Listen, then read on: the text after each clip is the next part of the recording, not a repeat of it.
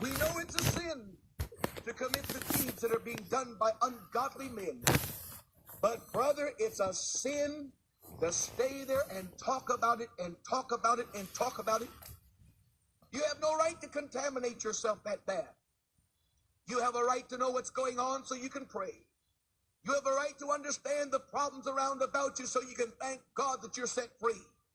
But brother, you don't find your entertainment, the entertainment that talks about people's sins, and you live there and you talk about people who've done terrible deeds.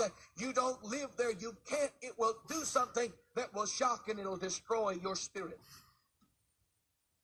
I want to give you an illustration just as an example of how something being shared can hurt us. I was reading a book. The only reason I'm sharing this is an example because I believe God will use it. But this book was telling the story about a mother who had a teenage daughter who was in prostitution. And the mother's heart was grieved. She made up her mind, this mother did, that she would kill her daughter rather than to let her go on in prostitution.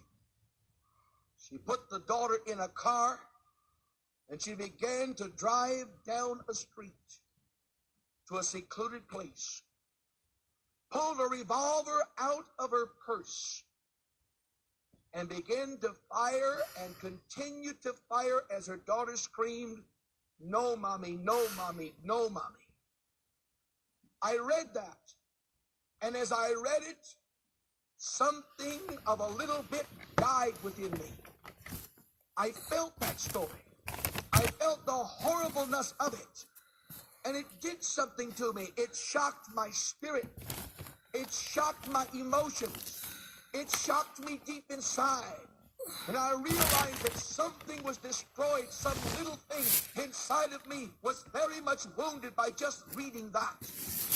God allowed me to see through that you can read enough garbage, and you can read enough paperback novels, and you can read enough newspaper accounts, and you can tell enough stories and hear enough stories of garbage until you've wounded your own spirit. You've wounded your own spirit. You've wounded yourself deep inside. Listen, you can destroy part of yourself by what comes into you. You've got to guard against it. It isn't as unimportant as you think. It's more